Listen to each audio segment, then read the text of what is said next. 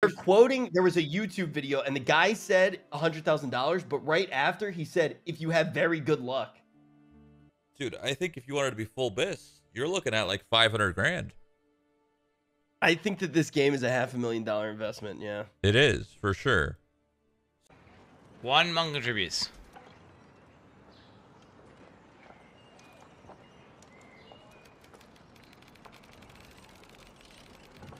What the fuck? What? What? Wait, is that a little slot thing that I spent $5 to a... What the hell? It's got attributes, guys. The items have attributes. Look. Look, guys. You go in here and it says stats and shit. Literally, none of that matters. Literally, attributes are irrelevant. If you even consider attributes for even 1 second, you're fucking brain dead. Okay?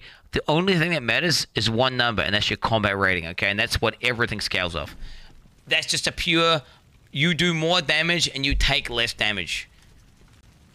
The entire time I've been playing the game, if it says up arrow, you'll clip it, and it's just significantly better than the previous item. Because they've just dumbed it down. They've got all the... to a single value that they can then modulate and keep you in a little box, and they can put you exactly where, you know, they want you to be, like a little fucking hamster, okay, in a cage on a wheel running around in circles. And the only way you can progress in your like holistic when I say progress, I mean loop back on yourself, and an infinite loop is by spending money. Look at that! Look at that! Thank God club! That's right, bitch! I spent $10,000! I spent $10,000 and got nothing! I spent $10,000 and got nothing! Yes, dude! Fuck yes! That's what I'm fucking talking about! This is a great game! It's fucking amazing! Blizzard should be proud! Yo, when are the goddamn Battlegrounds opening so I can go shit on some fucking noobs, dude? I need to unleash my rage. The rage of $13,000 thrown down the drain.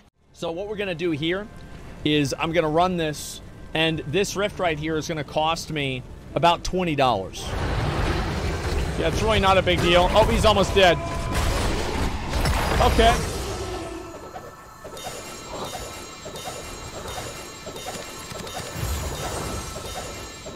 Wow! So we're gonna do no crests.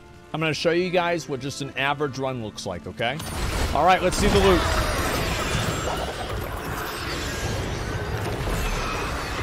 Wait. There's no chest. I didn't get any upgrades. What can I do for you? So this is a post that was made by Don't You Have Phones.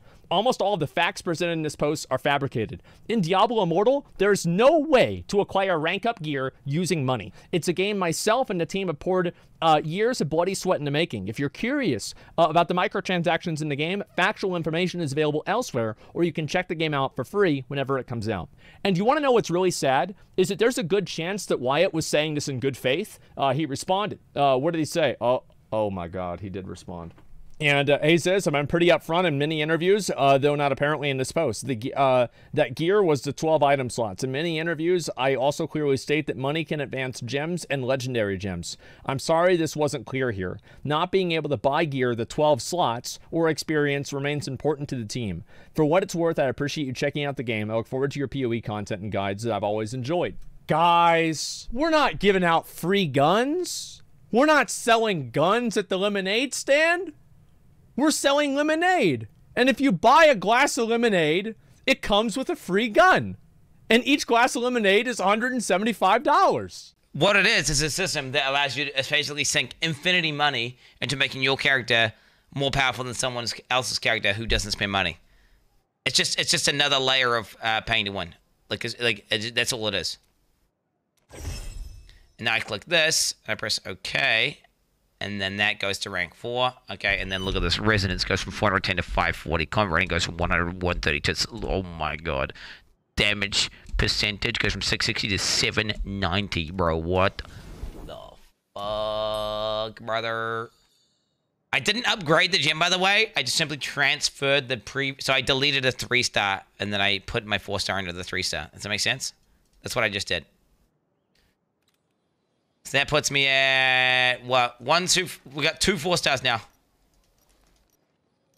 You're rolling legendary crests, which have a 4.5% chance to drop a 5-star.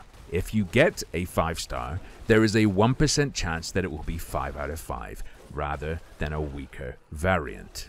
That gives you a 0.045% chance of getting a 5 out of 5 gem per crest. Every 50 crests has a 0.36% chance of giving you the gem you need if you already have 5. Let's be generous again and say 50 crests cost you $100 when it's actually more. That's $100 to get a 0.36% chance of the gem you need. The previous gems have better chances because dupes haven't reduced the pool at that point, and in future, as they add more 5-star gems, your odds of getting specific gems for your build will worsen. But I think that's a good way to illustrate my point. No, $110,000, as much as that is not how much it could cost to max a character. You don't even get one measly 0.045% chance at a 5-star gem a week from grinding as free to play. It's every 2 weeks. And you have to make sure you get the 200 dust on the week when you're not going to get a roll, or you won't have enough. It's all very complex. Just a shame it's not the actual gameplay that was given this much thought. You know the labyrinth from Path of Exile? Diablo Immortal has one, but it's a bastardized version. It's very short. It's called the Aspirant's Trial or something like that, where you collect keys once per day that open chests containing crystals that let you upgrade yet another separate money sink. Didn't get enough keys to open all the chests during your run through the monsters? Which you won't. The game then prompts you to pay up in platinum to open the rest of the chests. Platinum is a currency you can earn very, very slowly. How do we get these? Well, the shrine, check this out. This is a hidden little thing. Look at these stats. I have 135 armor. Remember when I said I only had 190 armor? 135 of that is coming from this right here. 99 of my armor penetration is coming from this. What is this? If you look here, there's all these different gems by killing these bosses that you find in Hell 1. These are actually easy to acquire. Don't worry about acquiring them. They're not pay to win to actually get them. That's not the problem. Once you have them, however, look at this. I need 200 of these things to upgrade this to get 8 more damage. 250 of these, etc. Okay, well, how do we actually get these? Well, check this out. This is something you can do once per day. You go to this place called the Treasure Chamber, and you open up these different chests. Now, I've opened all the different chests that were here. Some of them are free, but you get these keys called Aspirant keys, which I think I might have one in my inventory. Let me look real quick. Yep, you get these keys, which you can then use to unlock these different chests. And there's Aspirant Grounds, there's Sanctum, and it's also the Treasure Chamber. I don't know why they name it 3 different things, but I don't actually know what the official name of this is because they name it a million different times. It's also called Legacy of the Herodrum, so I'm a little confused. But if you go here, look at this. I'm out of keys, so I can't open it, but I can open it with platinum instead. Let's spin the platinum. What happens? I open it. Look at all these. I got 13, 11. I got a bunch of those, right? Okay, well, what's that mean? If I open all of these, if I use platinum to open all of these chests, there's 2 more here. Then it opens the next door, and the chests get more expensive and drop more of the same loot. So you can just go down the list swiping, basically, and you might say, oh, it's platinum, but that's not the premium currency. Actually, it is, because if you go to currency, you go to platinum, I can spend basically $60 to buy 50,000 platinum. Then I can take all the gems that I just basically flat out purchased. I mean, it's probably a better deal than buying legendary gems, and then going in here, and I can click and upgrade. Look, I can upgrade this one. Okay, let's upgrade it here. 50 points to upgrade my potency. I just got 18 more potency, and now that's just a flat stat that I have literally permanently forever. Now, we could talk about the gem system, and I could click on gem resonance, and I could show you that when you get a gem to rank 10 and spend the $10 to awaken it, it opens up another spot, which then you put this gem and you upgrade this one to rank 4, which is going to take even more gem powder. So you crunch that one in, and then once that one's there, then it's going to open up another gem spot here, and then you can take that gem and upgrade that one, and it's gems inside of gems inside of gems. But all of this is basically moot because these are more or less all about giving you the combat radium, which is capped at 10%, and the other pay-to-win side is where it's secretly not capped. And these upgrades are ridiculously expensive. I spent $100 Okay, I spent $100. I was sitting here streaming like this on this screen, right? Spent $100, opened some legendary gems, crunched them all into one, and I got one rank out of $100 on one of my favorite gems. That's all I got. If I wanted to upgrade my other favorite gem, it's basically factually impossible, because if I go here and look at it, in order to upgrade my best gem, I need a duplicate. I can't even click on it right now, but I need a duplicate of the same gem. And that gem, I only got one of them, and it was after literally hundreds of dollars on Legendary Chris. So, how would you feel if you played an RPG game and suddenly the game simply said, whoa, whoa, whoa, whoa, you're leveling up too fast. You're not allowed to get stronger for 5 more days. Come back then. That's what's happening in Diablo Immortal right now. Well, that's a lot of salvage you got there, but you can't use it for 5 more days, and even then, you can only make 1 upgrade, and then you need to wait even longer in the future. Don't you love waiting? Meanwhile, running past me in Westmarch is some guy who's massively more powerful because they spent a ton of money in the game. The message is very clear. If you pay money, you have access to unlimited power. If you don't pay money, you're not even allowed to gain power, even if you grind for 20 hours a day. In some cases, you can't even spend or gain the resources in the first place because of hidden caps. So let's talk about these hidden caps, because the game never ever tells you what's happening for some reason. First, blacksmith upgrades are one of the core powering up systems in this game. See my blacksmith guide here for a detailed look at that. Now, in the alpha and beta, this was one of the only ways you could actually grind the game, and it gave you a small chance of victory against those who were dual-wielding credit cards, right? But in launch, this system is completely worthless. Now, when you hit rank 6, you can't even upgrade to rank 7 until you're Paragon level 20. And due to the way Server Paragon works, this is effectively time limited.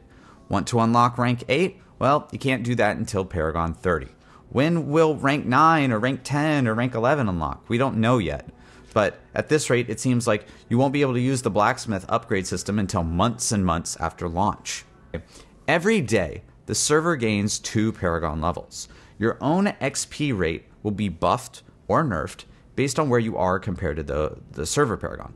So you can see here, I'm actually 10 levels above the server Paragon, and that's really difficult to get. And I'm getting 30% less XP than someone who's at the world Paragon level.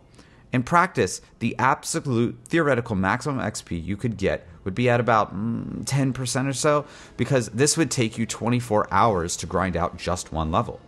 But if you look at the rest of the game, difficulties are tied to the Paragon level. You can't equip gear in higher difficulties until you even reach these levels, which punishes skilled players who push ahead and try to progress their characters early. Blacksmith upgrades are now tied to Paragon level for some bizarre reason as well. But let me go through and list even every hidden cap I know about in the game. So first of all, legendary items themselves, one of the core mechanics of a Diablo game. There's actually a DR, or diminishing returns, on legendary items. The first legendary item you find, the first 6 legendary items you find per day drop at a dramatically increased rate. After that, they get extremely hard to find. There's a 4-player gem buff. If you play in a 4-player group, you have a chance to find normal gems. But the first 6 normal gems you have a much higher chance to drop. After this, we've observed the drop rate to be about 1 normal gem per hour of hardcore grinding straight. Now, side quests. These are those triple blue exclamation marks that you find in the world that you can do. When you do them, you'll get a small chest with 3 yellow materials. Now, these yellow mats or enchanted dust are really important for blacksmith upgrades, but you can only do 5 side quests per day, and then you just won't receive the rewards out of the chest anymore. The game doesn't even have the heart to tell you that it's stealing your rewards away from you. Now, you also have these purple boss quests. These are those purple bosses that you're encountering in the world. These reward 3 yellow mats, just like the side quests, and they're also limited to 5 per day for some reason. Now, you also have these pop-up side quests. These are slightly different than the story-oriented side quests. they'll pop up and just tell you, kill 20 monsters or similar. These reward 3 yellow mats. These are also limited to 5 per day. There's the Library of Zoltan Kuhl events. So you can gather these pages in the Library of Zoltan Kuhl once you're level 60. And when you get 5 pages, you make a tome. You can open the tome to enter a little treasure room. And if you fight the monsters and you win, you'll get a chest. There are several different treasure rooms, and which one you get is entirely random. You can get 68 mats from these. Each treasure room is limited to 5 times per day, but since you can't really select which room you get, practically speaking, you're limited to about 15 books a day. Then there's hidden layers. These are random dungeons that you'll find scattered throughout the open world. These give extremely good rewards. They give a normal gem. This is very different than the salvage rewards you're getting because you can't even spend those at the blacksmith right now. In fact, every task you do inside the layer and the boss itself gives you 1 normal gem. But, you know, that would be too good if you could just grind those endlessly. But so you're completely limited to just 6 total normal gems. Just 6 per day from layers. Meaning that you really can only do 1, maybe 2 layers per day before they become extremely worthless and you just skip over them entirely. Now, you also have these things in the world called cursed chests. These are chests that you encounter, and when you open them up, they'll have some ghosts that spawn. If you kill the monsters fast enough, then you can get up to 5 yellow masts.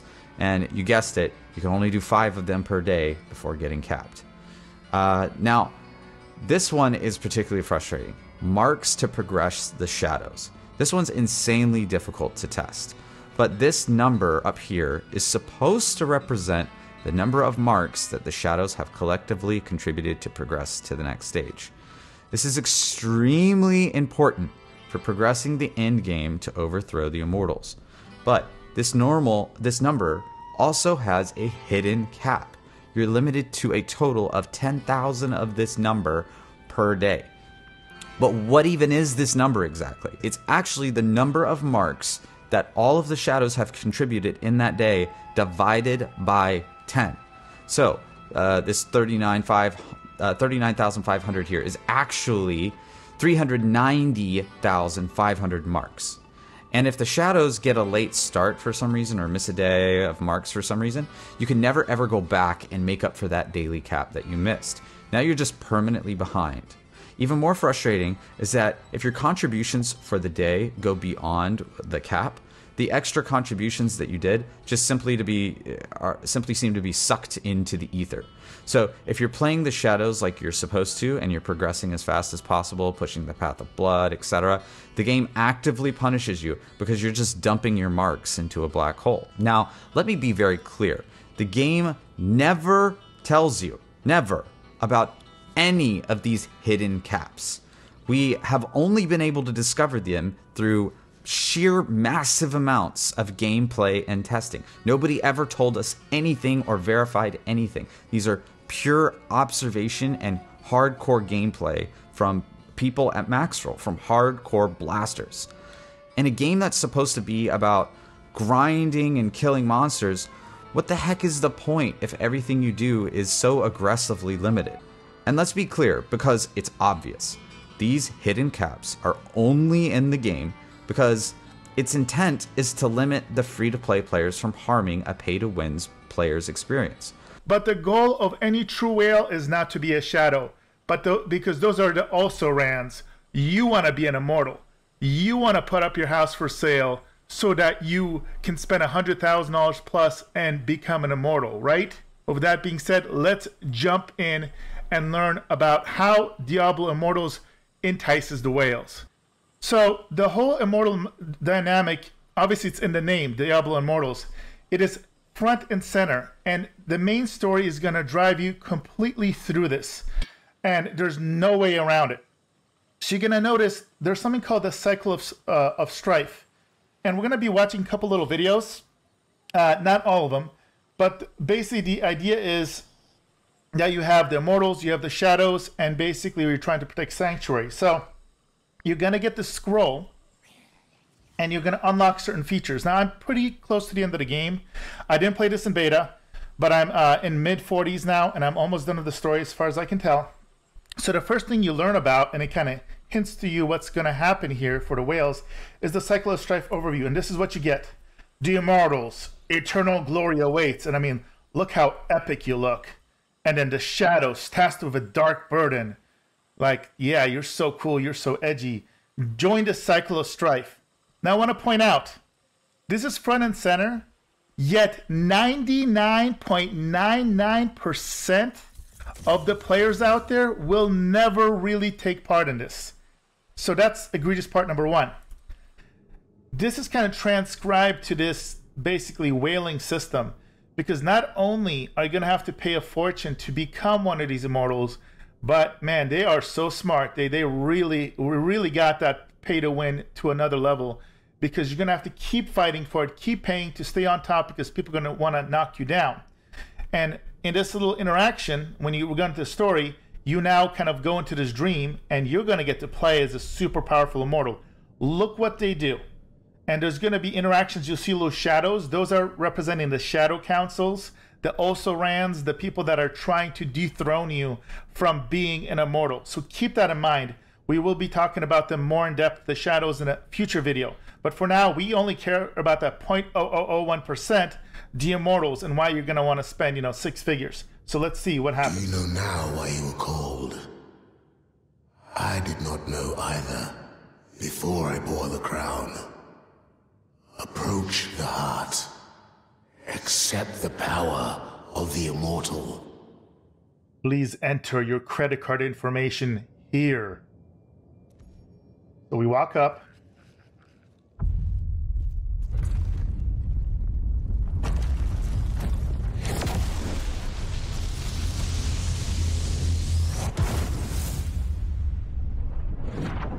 They do not find you worthy of the power, and for that alone, they will kill. But they do not know you, not truly. Show them. Look at the size of that sword. Banish your fear.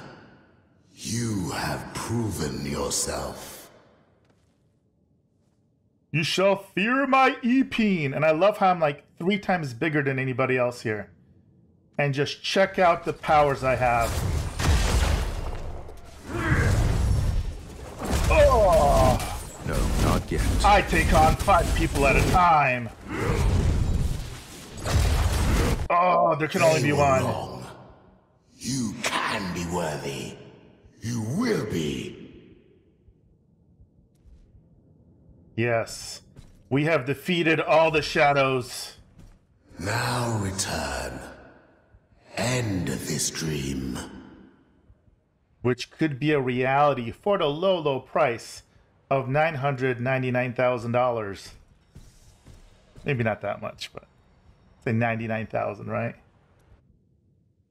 All right. So that is kind of this little epic look. That's how they're kind of like making you feel like you're going to be so much bigger, so much better.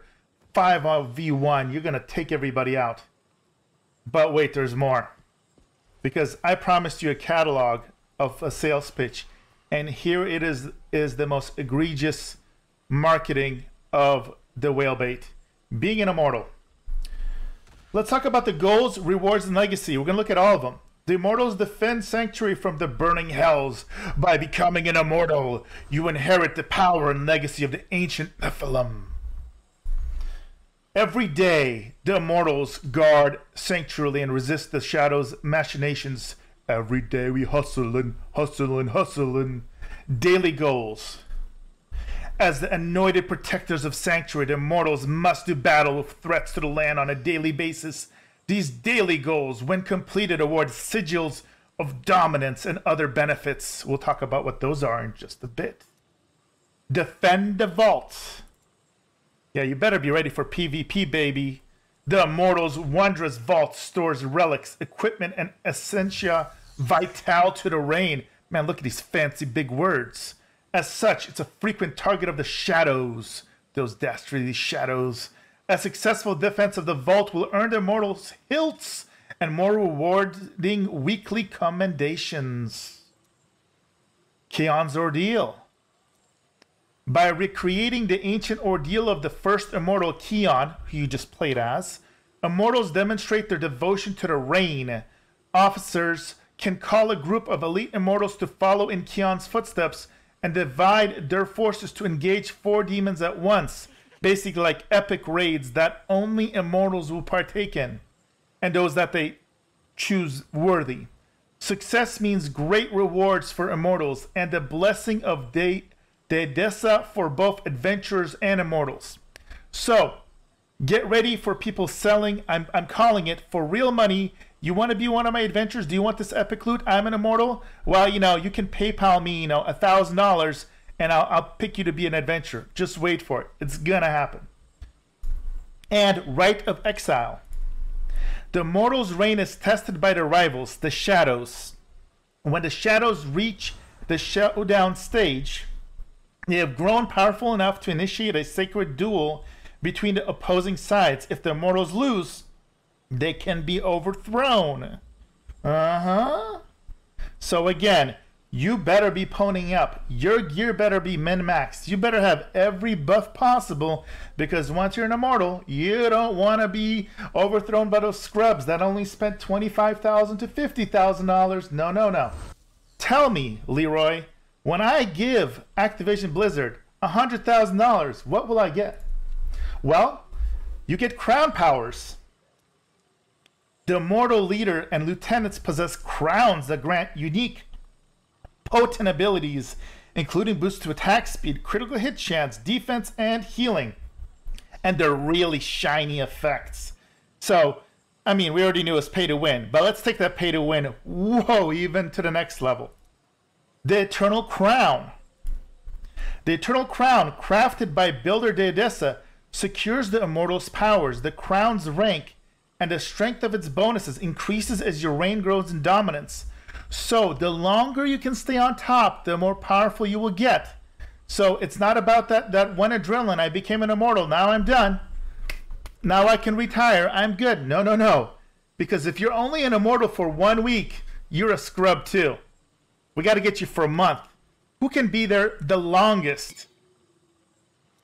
And then we have commendations. The immortals store powerful equipment and gold in the vault. Look at the shiny. We love the shiny. Each week, the supply officer distributes treasures to all immortals based on their prestige and participation within the faction. The more you participate, the more loot you get. Guess how you're going to make sure that you participate the most? Money, money, money, baby. Not done yet. Immortal cosmetics. You know they're just going to stand around in town and be like, check out the size of my e-peen. As an immortal reign grows in dominance, all members unlock special cosmetics that can be worn as long as they remain a member of the faction. Notice, you can spend all this money, but if you get knocked down, nope, they take that away from you. So you better spend all that money, and then all that money to stay as an immortal. So those are the awards. But the legacy. Don't worry. Every king has its end. But we really gotta make sure that just in case people are hesitant, make sure there's more. So the immortals are guardians of the mold in each Nephilim, and their glory is legendary. So they've mentioned dominance a couple times now. So let's take a look. Dominance is a rating that reflects the immortal's strength of arms and charter of their reign. The greater the immortal's contribution, the higher their dominance. As immortals raise their dominance, they unlock features and mechanical bonuses and leave a mighty legacy behind. So man, Highlander, baby, there can only be one. So even amongst the immortals, they're going to be vying for different ranks of dominance. Whew. Immortal statue. Look at this. The statue on the overlook is carved in likeness of the immortal whose reign is currently active. Yep, so your gear, exactly how you have your setup. Here's a barbarian. It's unlocked by raising dominance. Now this is a little funny because most characters are going to look kind of the same, right? We have the same access to skins, not like we're going to really see our faces, but it's your statue, guys. And I'm sure you'll be able to mouse over it and it'll say your name or something. Gotta have that statue, baby. It's just like a giant e-penis, right? And then we got Wall of Honor. We keep going, baby. The Wall of Honor in Westmarch has chronicled the rise and fall of immortals throughout history. The names and deeds of each immortal reign are emblazoned on its surface, so you will be eternally on this wall. And if you're there first, the first ones I'm sure are going to be like the most legendary, like, oh my god, I was first. And then the longer you are, the more obviously you'll be represented on this wall. And then let's not forget the immortal banner. Each immortal reign has its own customizable banners. As the immortals' dominance rises, they will unlock more banner shapes, patterns, and insignias. You're gonna get a shinier and glossier and e-peener banner to show off why you are so awesome. So, boys and girls, this is how Activision Blizzard is baiting the whales. Now, I've played lots of free-to-play games in the past. From my experience, I have never ever seen anything so blatantly in your face, unapologetically pay to win, screaming that, hey, if you want to be special in this virtual world, we're going to make you feel like $1 million. I don't have kids, but I've been around plenty, having been a guitar teacher for years. So many of them were out of their minds for Fortnite. More than once, a kid wouldn't settle down and listen unless I let them show me the skin they got and said how cool it was. You could see the importance of it amongst their other Fortnite-obsessed peers.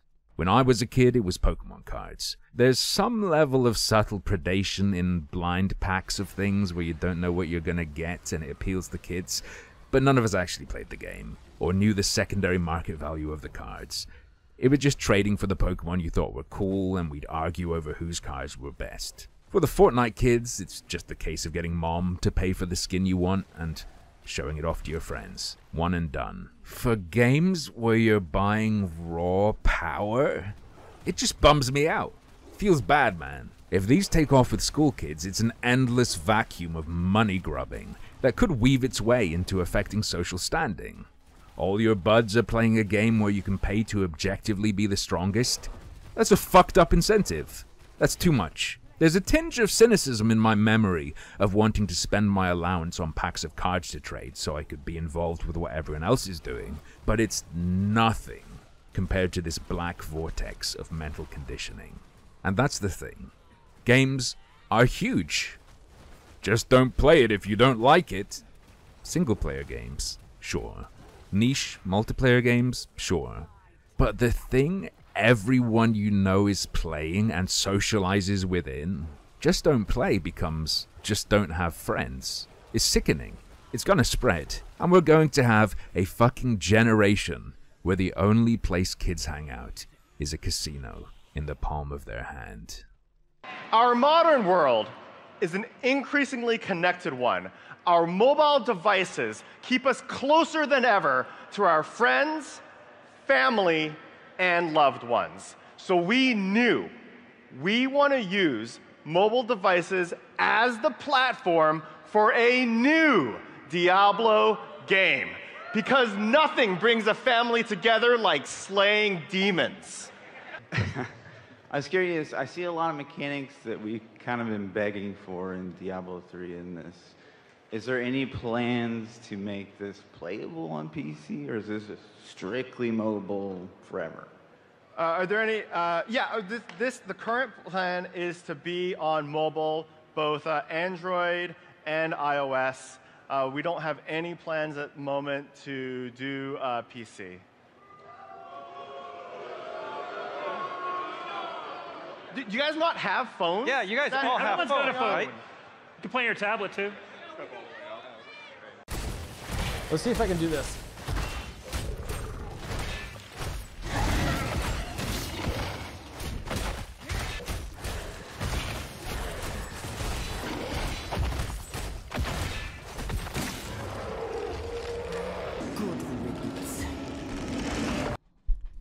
I actually worked at Zynga, and I worked on Farmville. I was there.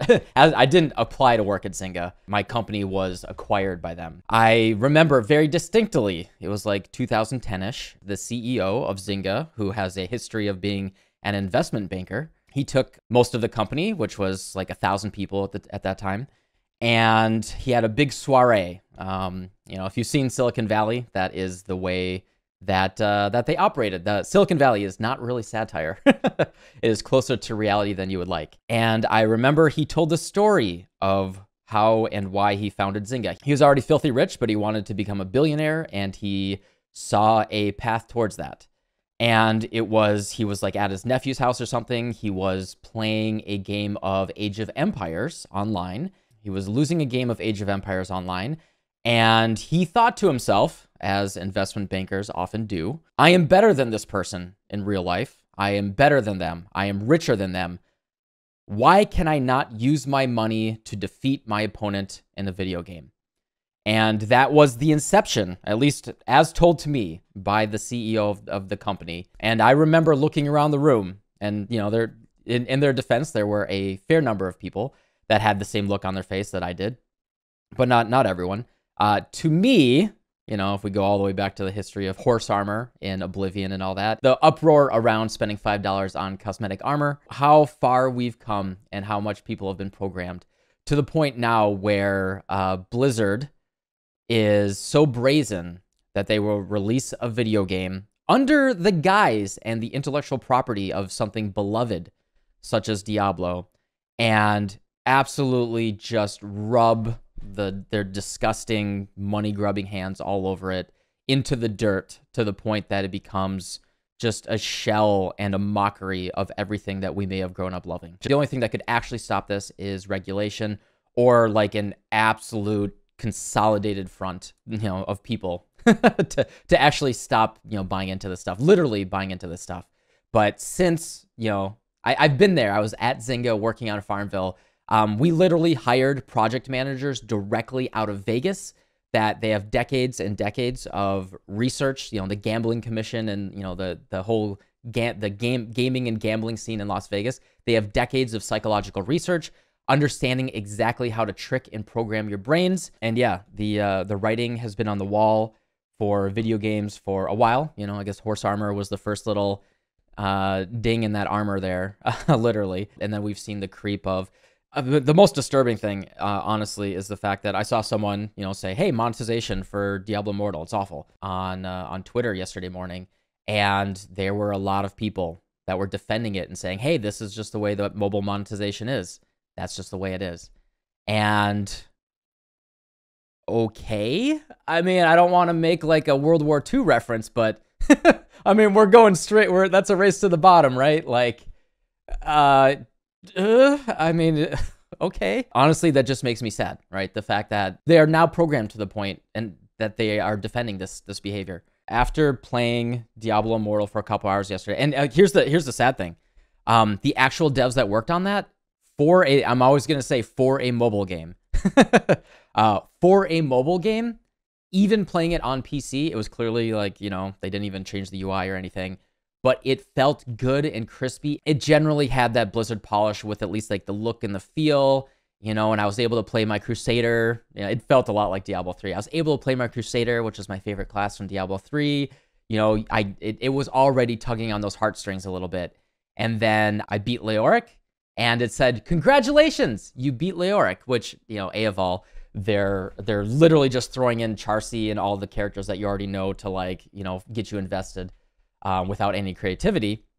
But they said, "Congratulations, you get no loot from this dungeon except for like a couple items. But if you want the good loot from the dungeon, oh boy, do we have the deal for you. A limited time bundle. Buy it right now. You have 1 day to, you know, whatever it was, you have a limited time to purchase this bundle. That congratulations for finishing the tutorial boss." Hello, I'm here to talk about monetization. It's Let's Go Whaling. It is about a summary of a huge bunch of behavioral psychology. So the tricks on how to monetize a game well. First off, Wall Street trader and an oil sheikh got into a fight. Who won? You guys did. This is to remind you that a lot of the spend comes from the high-paying guys, the whales, and the very best way to get these guys to spend is to get two rich, competitive guys to fight each other and tell them, I'll give you a slight upside if you pay me.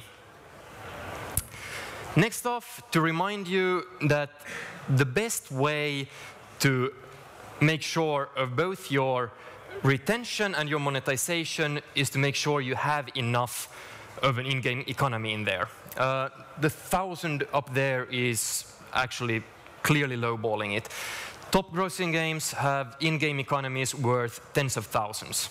That's how you can keep people in there. They have lots of things to do, stuff to upgrade, to progress along, and that's how you can make them spend a lot as well, since you can, for instance, give a huge discount on something. You know, this stuff is worth 150 euros, but now I'll give it to you for 5. If your whole in-game economy is worth less than 150, you cannot do that, of course. Flare games, it's a model for how people progress in a game. The hook is what gets you into the game to try out a free-to-play game. Then you build it into a habit that you play multiple sessions every day. And then at the end, it's the hobby phase where people see it as one of their main hobbies, and they put lots of time and resources into it. Now, if we look at this from a monetization perspective, the hook is where you put up an icebreaker. You want to give a really, really good deal, something that's a no-brainer. You would be crazy to turn it down as a player. The reason to give a really good deal up front is by making people spend up front, they are also emotionally committing to your game, their retention will go up. And the first spend is, it breaks the ice, then they think of themselves as spenders in the game. It's okay for me to spend in the game. Lots of people otherwise have this wall up, I will never pay for a mobile game. So you need to break the wall first. The habit is like the main meat of the game. This is where you sell the faster progress, as we just discussed. And the hobby is for the guys who have already maxed out. They're the guys who have all of their Clash of Clans building at the max level. They are already there. So you can no longer sell progress to them. You have to sell consumables. This is where you're selling the faster healing times or faster build times of armies. This is also where you get basically unlimited upper spend. They're named after gachapon, these Japanese machines, which are sort of slot machines that give you collectible stuff. On random, you get collectible stuff. But it's really the same mechanic that we have had in Western markets for collectible playing cards like Magic the Gathering for ages. You cannot, no matter how much you spend, you cannot directly get the card you want. You have to, over and over again, pay to get a bunch of random cards and hope that the thing you wanted is in there. These are great for again, both monetization and retention, because people like the lottery part of it. If you want, look up Skinner box to know why. It's really a lot more exciting, and you get more content because people cannot immediately progress to the stuff they want. They have to keep trying a few times. So it really takes like 5 times as long to get the collection that they need compared to just progressing and collecting soft currency and buying it straight off. Hot State. There's an excellent book about behavioral psychology called Thinking Fast and Slow. This is the fast thinking. I'm telling you that the fast thinking mode is what you want. The slow thinking is your analytical brain. What's 12 times 47? I'm sure all of you can answer that, but you have to start your actual thinking brain to do that. Now, if I say, complete the sentence, bread and everyone's thought, butter. So that's the fast thinking. Our brain works in these 2 modes, and starting the analytical part of your brain is too much to ask for a spend. How it applies to games is make stuff immediately useful, immediate gratification. Purpose and scarcity plays into the loss aversion.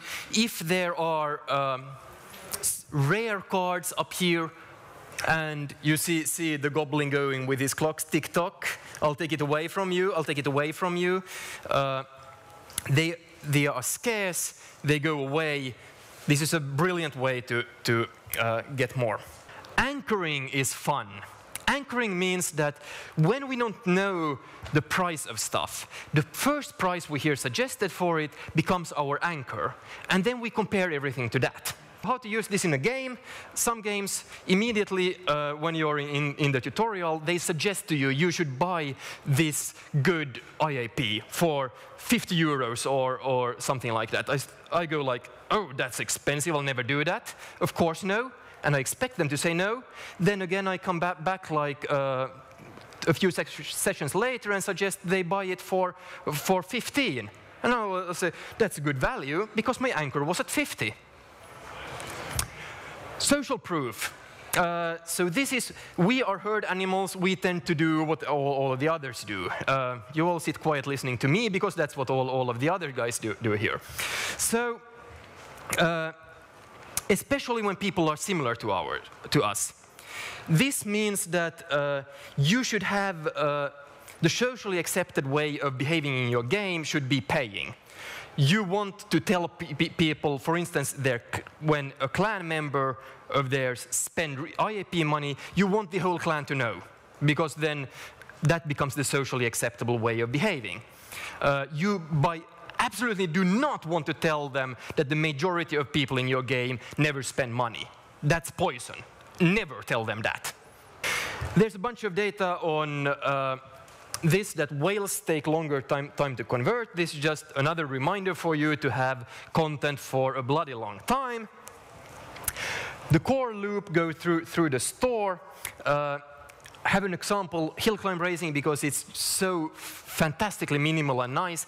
You do your action, your in-game, your core game there, and you go straight into the meta game where you do the upgrades, and then back there. So the loop always goes through the meta stage where your store, where you're spending money.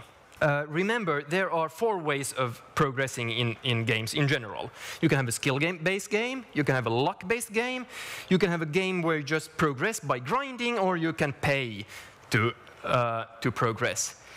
Make sure that your games aren't too skill-based. I made that mistake myself. A too skill-based game, you don't get people to pay you, because there's no reason to. So make sure grinding and paying are legitimate versions of progressing in the game.